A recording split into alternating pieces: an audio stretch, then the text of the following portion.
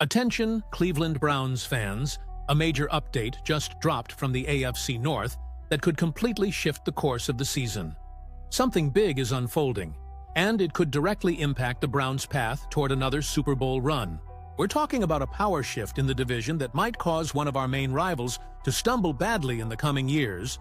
But before we dive in, if you're a true Cleveland Browns fan, subscribe to the channel to strengthen this passion.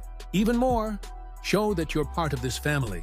Let's help each other hit 1,000 subscribers. Share with your friends. Now let's get to the news, folks. If you've been following the NFL scene lately, you've probably noticed the Cleveland Browns are once again at the center of major momentum. Things are heating up at the Browns' off-season workouts, and we're not talking locker room rumors or gossip. There's a new, tangible energy in the air. Fans finally feel a kind of hope that comes not from empty promises, but from real performance. And this could be just the start of something bigger than anyone expected. Shedeur Sanders, the standout, yes. The son of the legendary Deion Sanders came in with big expectations, but he's now delivering more than pedigree. He's showing that extra something. According to Sports Illustrated, Shedeur isn't just adapting, he's shaping himself into a new kind of QB. His mechanics are cleaner, his passes more accurate, and his decision-making more mature. In just the first month of OTA, he went from a prospect to an undeniable presence. Even though coach Kevin Stefanski distributed snaps evenly among the quarterbacks, eagle-eyed observers noted Sanders stood out. Performance reports have his name at the top, not as a passing trend, but as someone who could redefine the franchise's future. Hold up.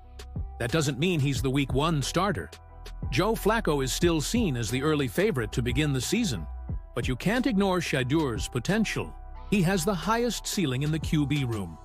And for a franchise that's endured years of uncertainties and constant turnover, seeing a rookie thrive with that much confidence is electrifying. But it's not all sunshine in Berea. While some players have stepped up, others have underwhelmed. A troubling case is Diontae Johnson, who simply didn't show up to the OTAs. Yes, workouts are voluntary, but his absence weighs heavily. He's playing with the last chance of redemption in the NFL. He's had locker room issues in Pittsburgh and Houston before. This was his chance to embrace the Browns' new culture.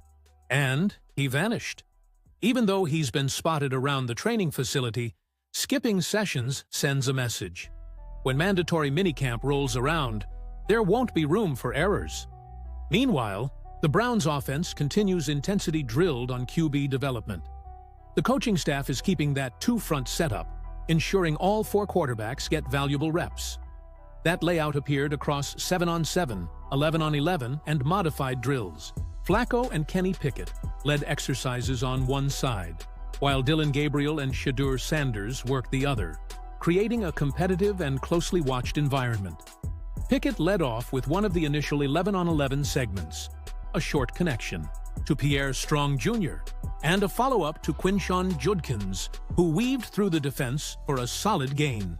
Meanwhile, Flacco handed off to Judkins on a run and hit Ahmani Marshall and Caden Davis on precise passes, capped off with a deep strike to Cade McDonald for a touchdown in the end zone. Over on the other field, Dillon Gabriel commanded an offensive set, completing a short pass to T.E. Harold Fannin Jr. and another to R.B. Jerome Ford. Then Shedeur responded with a sharp lateral pass to W.R. Gage Larvadain and another to Caden Davis, who caught the ball near the end zone, but went out of bounds before scoring. In red zone drills, QBs rotated fast. Pickett connected with Jerry Jeudy in the end zone for another touchdown. Flacco also connected on a short scoring pass to Dylan Sampson. On the opposite series, Gabriel and Sanders shared reps, hitting Cade McDonald with solid passes to maintain red zone efficiency. Early in the session, the offense divided into 2 groups.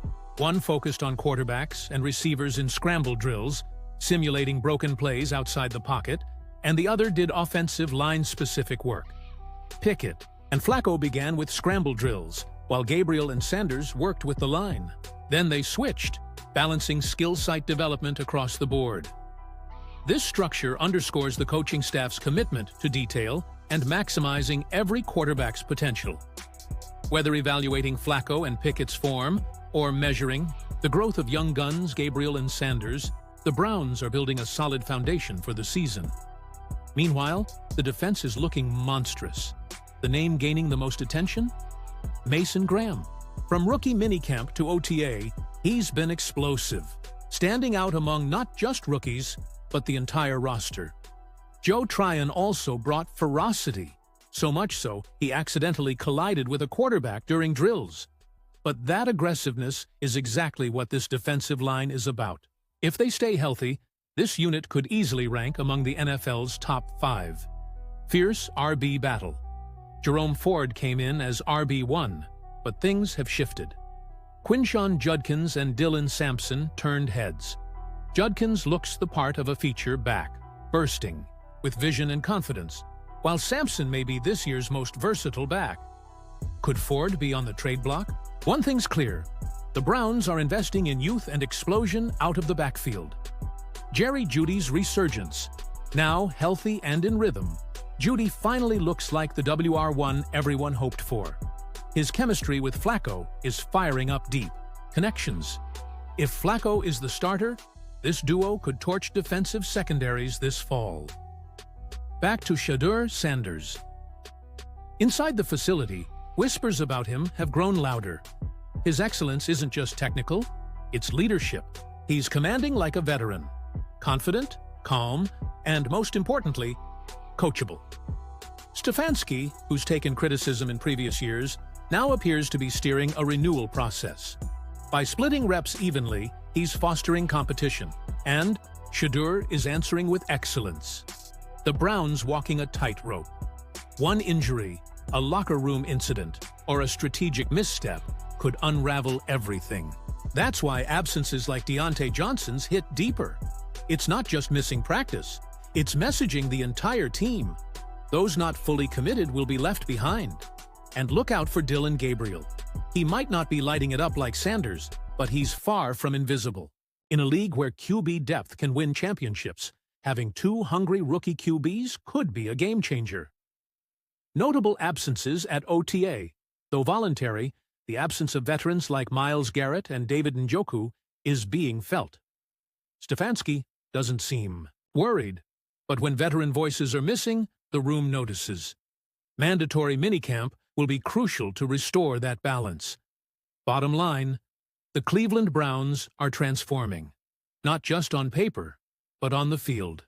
Blink, and you might miss the birth of a new era. So, what grabbed your attention the most? Was it Shedeur's rise, the fierce RB competition, or the Flacco-Jeudy connection?